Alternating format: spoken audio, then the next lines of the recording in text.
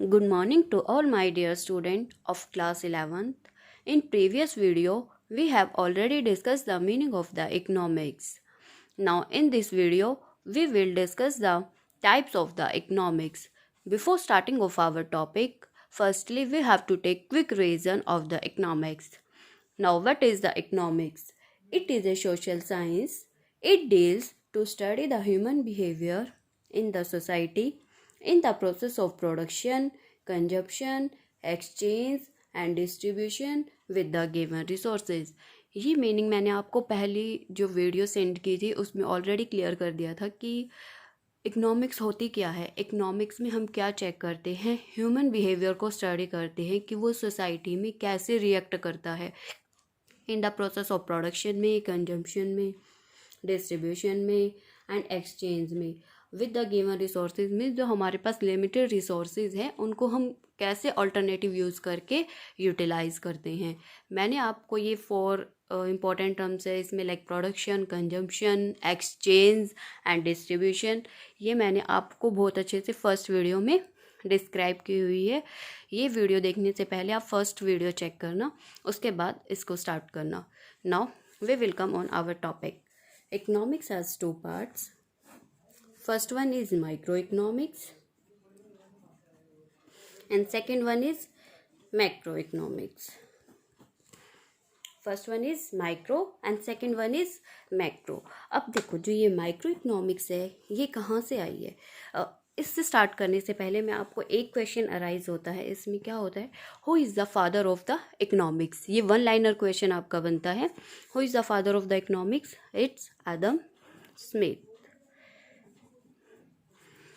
Now micro economics. अब ये micro economics जो टर्म आई है ये कहाँ से डिराइव हुई है, ये आपकी डिराइव हुई है ग्रीक लैंग्वेज से। ग्रीक लैंग्वेज में माइक्रो का मीनिंग क्या होता है, माइक्रोज, और इसका डिक्शनरी मीनिंग क्या होता है, small. Okay, it means micro economics represent the small units like individual unit, individual consumer,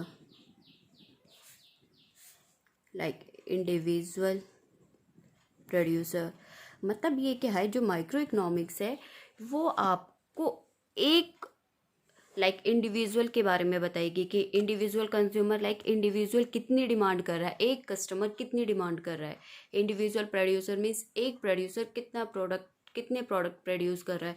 तो मतलब ये क्या है, आपको इंडिविजुअली, तो यहाँ पे मेंशन किया है ना, स्मॉल यूनिट्स को रिप्रेजेंट करता है माइक्रो, तो इट मीन्स ये इंडिविजुअल को मेजर करता है, रिप्रेजेंट करता है इंडिविजुअली यूनिट्स को। Now macro. मैक्रो कहाँ से डिराइव हुआ है, मैक्रो आपका डिराइव हुआ है मैक्रोज। ये भी आपका क्या है, ग्रीक लैंग्वेज से डिराइव हुआ है। इसका मीनिंग क्या होता है, मैक्रोज, और मैक्रोज को हम डिक्शनरी मीनिंग क्या लेते हैं, लार्ज, और we can say it aggregate.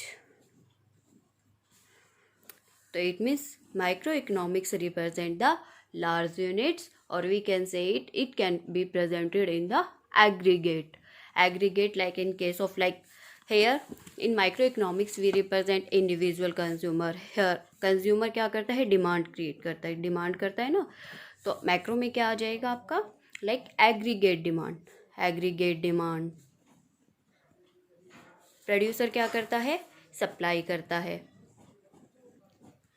तो यहाँ पे क्या हो जाएगा, लार्ज एंड एग्रीगेट में एग्रीगेट सप्लाई। ओके, तो इट मीन्स ये क्या है आपका जो माइक्रो इकोनॉमिक्स है ये इंडिविजुअल यूनिट को लेके चलती है, और जो मैक्रो है वो कंप्लीट इकोनॉमी को लेके चलती है।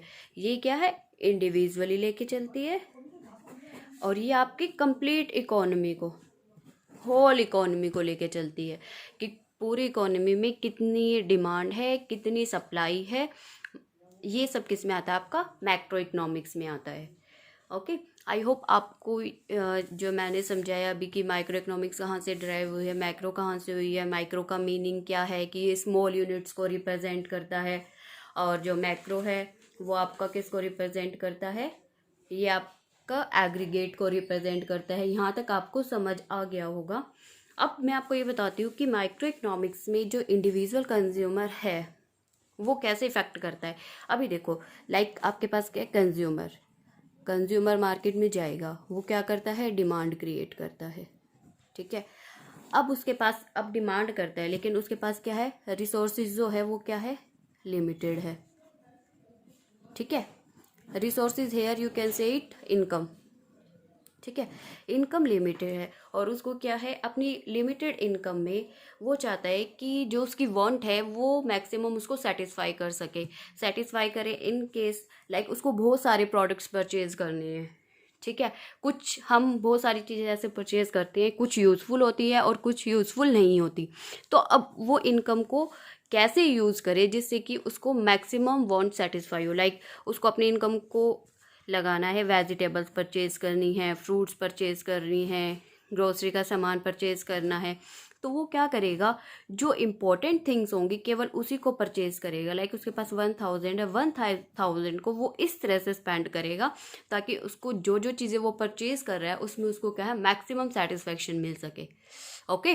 लाइक उसको फ्रूट्स है, कुछ फ्रूट्स क्या है, कॉस्टली है, कुछ क्या है, लेस है, तो उसमें क्या है, जो कॉस्टली होंगे लाइक उसको 1 kg की जगह वो क्या करेगा, ½ kg ले लेगा, ठीक है। ऐसी वेजिटेबल्स है, ऐसे ही ग्रोसरी में है। तो ये आपका एग्जाम्पल है लाइक इंडिविजुअल कस्टमर कैसे डिमांड करता है, okay. Now second is individual producer. अब प्रोड्यूसर क्या करता है, प्रोड्यूसर का मेन काम क्या होता है, प्रोडक्ट को प्रोड्यूस करना, यही होता है ना। प्रोडक्ट को प्रोड्यूस कैसे करता है, मैंने आपको प्रोडक्शन बताया था कि प्रोडक्शन का मीनिंग क्या होता है। प्रोडक्शन में क्या करते हैं, प्रोडक्शन रॉ मटेरियल को कन्वर्ट करते हैं, किस में, कन्वर्ट इनटू फिनिश्ड गुड्स में आप कन्वर्ट करते हैं ना। तो ये क्या करता है, प्रोडक्शन का ये होता है। और प्रोड्यूसर क्या करता है, जो कि प्रोड्यूस करता है प्रोडक्ट को क्या करेगा, प्रोड्यूस करेगा, ठीक है। अब वो क्या करेगा, वो प्रोडक्ट्स को चाहेगा कि कम से कम कॉस्ट पर बनाए और मैक्सिमम प्रॉफिट अर्न करे। यही एम होता है, मेन एम क्या होता है प्रोड्यूसर्स का, कि वो कम कॉस्ट कमाए प्रोडक्ट की और जो मैक्सिमम है प्रॉफिट वो अर्न कर सके। तो अब वो क्या करेगा, अपने रिसोर्सेज को इस तरह से यूटिलाइज करेगा कि उसकी कॉस्ट कम आए, या टेक्नोलॉजी कोई अडॉप्ट कर रहा है तो वो इस तरह से यूज़ करेगा कि उसकी कॉस्ट मिनिमम आए, कॉस्ट क्या हो, कम हो, और प्रॉफिट क्या हो, मैक्सिमम। लाइक एक पेन बनाना है, ठीक है। एक पेन को बनाने के लिए क्या है, लेबर की रिक्वायरमेंट भी है, ठीक है, एक्सपेंसेस भी होंगे कुछ, ठीक है। लाइक आपके डायरेक्ट एक्सपेंसेस है, इनडायरेक्ट एक्सपेंसेस है कुछ।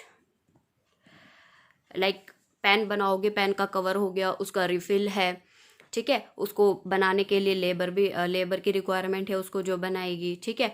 कुछ अदर एक्सपेंसेस भी करने पड़ेंगे, जैसे मशीनरी में बना रहे हैं तो उसकी ऑयलरी है, ल्यूब्रिकेटिंग ऑयल है, ये सब एक्सपेंसेस होंगे। अब वो क्या सोचेगा, वो ये सोचेगा कि लेबर जो है उसको मिले लेकिन थोड़ी कम रेट में हो, ठीक है, ताकि उस पर लेबर की कॉस्ट थोड़ी कम आए। लाइक वो कोई एक्सपेंसेस कर रहा है तो वो सोचेगा कि कम से कम करे। तो यही मेन टारगेट होता है प्रोड्यूसर्स का, कि वो इस तरीके से अपने रिसोर्सेज को यूटिलाइज करता है कि उसकी कॉस्ट कम आए, उसको प्रॉफिट क्या हो, मैक्सिमम हो, ठीक है। तो इसके लिए वो क्या करता है, इकोनॉमिक्स हमें क्या कहते हैं कि भाई अगर आपको इस तरीके से करना है, इकोनॉमिक्स ने हमें एक थ्योरी सजेस्ट की है, उस थ्योरी का नाम है थ्योरी ऑफ सप्लाई। क्या नाम है उसका, थ्योरी ऑफ सप्लाई। ये आपके फर्दर चैप्टर है एक सेपरेट, या आपको हम मैं फर्दर आपको क्या अपकमिंग वीडियो में जब ये चैप्टर होगा मैं उसमें आपको बताऊंगी कि कैसे होता है सप्लाई का और प्राइस का रिलेशन होता है। अगर प्राइजेस बढ़ते हैं तो आपकी सप्लाई क्या हो जाती है, इंक्रीज हो जाती है। अगर प्राइजेस कम होते हैं तो आपकी सप्लाई क्या हो जाती है, डिक्रीज हो जाती है।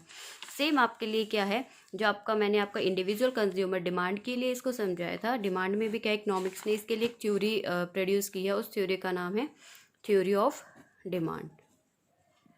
थ्योरी ऑफ डिमांड क्या कहते हैं, इसका भी प्राइस के साथ रिलेशन होता है। ये कहता है अगर आपके प्राइजेस बढ़ जाएंगे तो कस्टमर क्या है, डिमांड को कम करेंगे।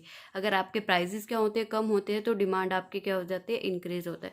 ये आपके फर्दर सेपरेट चैप्टर है, मेरे को यहाँ आपको मीनिंग क्लियर करना है तो इसलिए मैंने ये सब आपको यहाँ समझाया है, ठीक है। तो अब आप इसमें देख सकते हो, आपके देखो इंपॉर्टेंट कंपोनेंट्स यहाँ क्या क्या आते हैं माइक्रो में।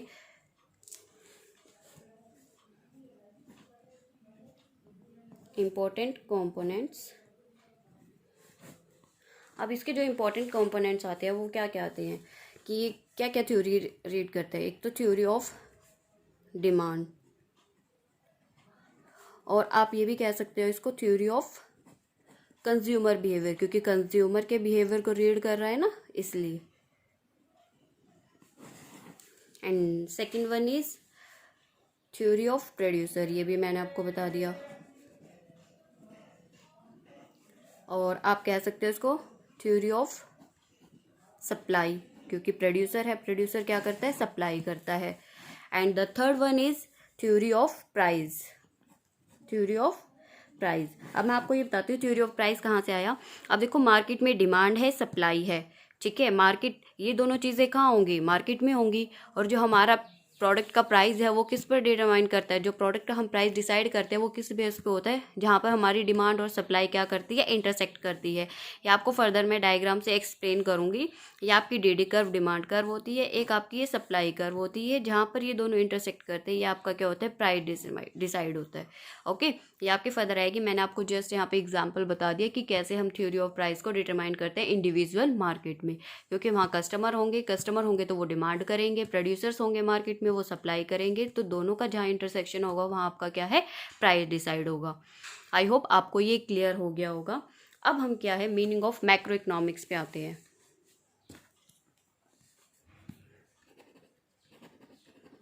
Macro economics.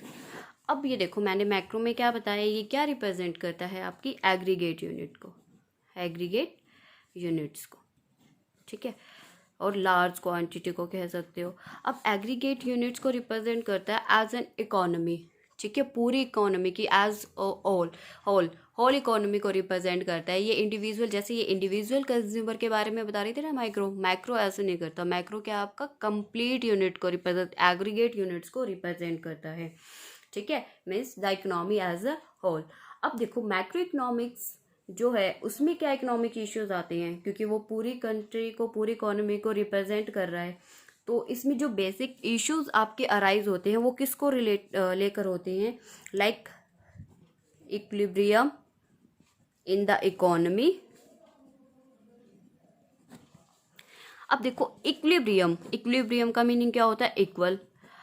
अब देखो, अब हमने यहाँ पे इंडिविजुअली पढ़ा था कि इंडिविजुअल डिमांड है, इंडिविजुअल सप्लाई है, लेकिन यहाँ पे क्या है, एग्रीगेट डिमांड है और क्या है, एग्रीगेट सप्लाई है। जब ये दोनों इक्वल हो जाती है तो हम क्या करते हैं, वो सिचुएशन हमारे के लिए क्या हो जाती है, इक्विलिब्रियम की सिचुएशन क्रिएट होती है। नाउ सेकेंड इशू इसमें क्या आता है आपके पास, डिसइक्विलिब्रियम इन द इकोनॉमी। अब डिसइक्विलिब्रियम कब होगा, जब हमारे पास एग्रीगेट डिमांड क्या है, एग्रीगेट सप्लाई के इक्वल नहीं होगी, या कॉरस्पॉन्डिंग हम ये कह सकते हैं जब हमारी एग्रीगेट डिमांड ज़्यादा, एग्रीगेट डिमांड क्या है, ग्रेटर होगी एग्रीगेट सप्लाई से, और we can say it aggregate demand is less than aggregate supply. अब इस सिचुएशन में हम क्या करते हैं, जब हमारे पास डिमांड ज़्यादा है और सप्लाई कम होती है, तो ये केस हमारा किसका होता है, इन्फ्लेशनरी। अब देखो इन्फ्लेशन आ जाता है, इन्फ्लेशन में क्या होता है, प्राइजेस बढ़ जाते हैं, ठीक है, प्राइजेस क्या होते हैं, इंक्रीज हो जाती है, सप्लाई वहाँ कम होती है और डिमांड वहाँ पे क्या होती है, आपकी ग्रेटर होती है। तो अब इन्फ्लेशन में क्या होगा, आपके प्राइस इवन ज़्यादा भी होंगे तो आपको परचेज करना पड़ेगा, क्यों, वहाँ पर और सप्लाई नहीं है इसलिए, ठीक है। और aggregate demand less than aggregate supply किस केस में होगी, वो आपकी डिफ्लेशन के केस में होगी। डिफ्लेशन में क्या होता है, डिफ्लेशन में जिसमें प्राइजेस लो हो जाते हैं, प्राइजेस लो हो जाएंगे तो आपकी क्या है, वहाँ पे सप्लाई इंक्रीज होगी, सप्लाई ज़्यादा होगी तो लोग भी क्या है वहाँ पर, अब सप्लाई ज़्यादा है लेकिन प्राइजेस कम होंगे तब क्या है, आपके वहाँ पर क्या होता है, एग्रीगेट जो डिमांड होती है वो आपकी क्या होती है, वहाँ पे कम होती है, क्योंकि सप्लाई वहाँ क्या है, ज़्यादा है, इसलिए वहाँ पे प्राइजेस भी क्या हो जाते हैं, प्रोडक्ट के कम हो जाते हैं। Okay, and third one is correction of disequilibrium. अब आप करेक्शन कैसे करोगे, करेक्शन करने के लिए, डिसइक्विलिब्रियम को करेक्शन करने के लिए इसके भी कुछ पॉलिसीज होती हैं, like monetary policy and fiscal policy. ये आपके फर्दर चैप्टर है, ये मैं आपको आगे डिस्प्लेन करूँगी, बस आप एक्सप्लेन करूँगी, आप बस ये चीज़ें ध्यान रखना कि डिसइक्विलिब्रियम को करेक्ट करने के लिए आपके पास monetary policy, fiscal policy and exchange policy, ये आपकी 3 पॉलिसी यूज़ होगी। ओके, आई होप आपको क्या है मैक्रो का एंड माइक्रो का मीनिंग क्लियर हो गया होगा। अब हम इसके क्या आते हैं, तो इसमें आप ये भी बना सकते हो, जैसे मैंने आपके इंपॉर्टेंट कंपोनेंट्स बनाए हैं ना माइक्रो इकोनॉमिक्स के लिए, सेम कंपोनेंट्स आप माइक्रो के लिए भी बना सकते हो। फर्स्ट कंपोनेंट्स क्या हो जाएगा, equilibrium in the economy, second one is disequilibrium and third one is the correction of the disequilibrium. ये मैंने आपको रफली यहाँ पे सब समझाया है। मैं आपको फर्दर्स क्या है इसके notes in form of PDF में मैं आपको प्रोवाइड कर दूँगी। नाउ अब इसमें क्या आता है आपके पास, एक डिफरेंस हो रहा है। अब मैं आपका डिफरेंस और कर देती हूँ ताकि ये टॉपिक आपका कंप्लीट हो जाए। यहाँ now you can see here, वैसे अब आपको डिफरेंस में कोई प्रॉब्लम नहीं आएगी क्योंकि मैंने आपको सारी टर्म्स एक्सप्लेन कर दी है। फर्दर हम यहाँ डिफरेंस देख लेते हैं। मीनिंग क्या है माइक्रो इकोनॉमिक्स का, study the individual economic unit of the economy. और मैक्रो क्या करता है, economy as a whole, complete economy को रीड करता है। सेंट्रल इशू मैंने आपको बताया इसमें एलोकेशन ऑफ रिसोर्सेज, किसके रिगार्डिंग, प्राइस डिटर्मिनेशन के according. Allocation of resources like producer को कितना सप्लाई करता है वो देखेगा कि मेरे को रिसोर्सेज को कैसे एलोकेट करना है ताकि मैक्सिमम प्रॉफिट हो। सेम ऐसे ही कंज्यूमर चेक करेगा कि मैं अपने इनकम को कैसे स्पेंड करूँ जिससे मुझे मैक्सिमम सेटिस्फेक्शन हो। ओके, और मैक्रो इकोनॉमिक्स क्या है, determination of the overall level of output and employment. ये आपकी क्या है कि डिटरमाइन करने में कि टोटल आउटपुट कितना आ रहा है पूरे इकोनॉमी में, एम्प्लॉयमेंट कितना है, ये सब किस में हम चेक करते हैं, मैक्रो इकोनॉमिक्स में। Third one is economic variable. अब माइक्रो इकोनॉमिक्स में हम कौन कौन से वेरिएबल यूज़ करते हैं, कंज्यूमर की डिमांड, प्रोड्यूसर सप्लाई, प्रोड्यूसर्स की सप्लाई। और यहाँ हम क्या यूज़ करते हैं मैक्रो में, aggregate demand and aggregate supply. अब थ्योरी क्या है, अब देखो माइक्रो इकोनॉमिक्स में हमने प्राइस के रिगार्डिंग पढ़ा तो इसलिए हम इसको प्राइस थ्योरी बोलते हैं। और इसको हम क्या है इनकम, मैक्रो इकोनॉमिक्स को हम क्या बोलते हैं, इनकम थ्योरी, क्योंकि हम यहाँ कंप्लीट होल इकोनॉमी का कर रहे हैं। आपका एक नेशनल इनकम का एक चैप्टर है वो आएगा, वहाँ पे आपको ज़्यादा अच्छे से पता चल जाएगा है। बस आपको यहाँ ध्यान रखना है कि जो आपके माइक्रो इकोनॉमिक्स है उसको क्या बोलते हैं, प्राइस, क्योंकि हमने प्राइस डिटरमाइन किया था मार्केट में। और इनकम थ्योरी कैसी है, क्योंकि हम एग्रीगेट डिमांड, क्योंकि हम ओवरऑल देख रहे हैं तो उसमें हमें कितनी इनकम होगी वो सब हम किस में डिटरमाइन करते हैं, मैक्रो इकोनॉमिक्स में। एंड अजम्पशंस हम क्या लेके चलते हैं, अब देखो माइक्रो क्या होता है आपका, स्मॉल यूनिट्स है, तो इसमें जो भी मैक्रो इकोनॉमिक्स क्या होता है, लार्ज यूनिट। तो जो भी इसमें मैक्रो इकोनॉमिक्स के वेरिएबल्स होंगे वो क्या होंगे, कांस्टेंट हो जाएंगे। और मैक्रो इकोनॉमिक्स में क्या है, आप कंप्लीट लेके चलते हो तो इसमें जो भी माइक्रो इकोनॉमिक्स के वेरिएबल है वो क्या हो जाएंगे, कांस्टेंट हो जाएंगे। अब प्रिंसिपल कंपोनेंट्स आपके कौन से बनते हैं, मैंने जो आपको इश्यूज बताई हैं, कंपोनेंट्स बताए हैं, वो आपके क्या आ जाएंगे, प्रिंसिपल कंपोनेंट्स आ जाएंगे दोनों में, कि क्या क्या स्टडी करते हैं, कौन सी थ्योरी को स्टडी करते हैं। कंज्यूमर के लिए हम theory of consumer behaviour read करते हैं, प्रोड्यूसर्स के लिए थ्योरी ऑफ प्रोड्यूसर बिहेवियर, और आपको मार्केट में प्राइस डिटरमाइन करना है उसके लिए आप थ्योरी ऑफ प्राइस करते हैं। एंड मैक्रो इकोनॉमिक्स में theory related to equilibrium in the economy में, ये मैंने आपको तीनों पॉइंट बता दिया, इक्विलिब्रियम के केस में, डिसइक्विलिब्रियम के केस में, एंड करेक्शन को कैसे करना है। ये सब आपके क्या है, प्रिंसिपल कंपोनेंट है किसके, मैक्रो इकोनॉमिक्स के। तो ये सब क्या है, डिफरेंस है। बच्चों मैं आपको एक चीज़ और बता देती हूँ, ये जो डिफरेंस है ये 3 मार्क्स के लिए आपका इम्पोर्टेंट बनता है, 3 मार्क्स में भी आ सकता है। और कंप्लीट मैक्रो इकोनॉमिक्स इसी पर बेस्ड है। अगर आपको ये मीनिंग क्लियर है, डिफरेंस क्लियर है, तो आपको फर्दर कोई प्रॉब्लम नहीं आएगी। आई होप आपको ये सब क्लियर हो गया हो। अगर आपको कोई भी डाउट है तो आप मुझे पर्सनली मैसेज कर सकते हो, मेरे को कॉल भी कर सकते हो, कहीं भी आपको कोई भी डाउट है तो आप बिना किसी हेजिटेशन के मुझसे पूछ सकते हो। Okay student.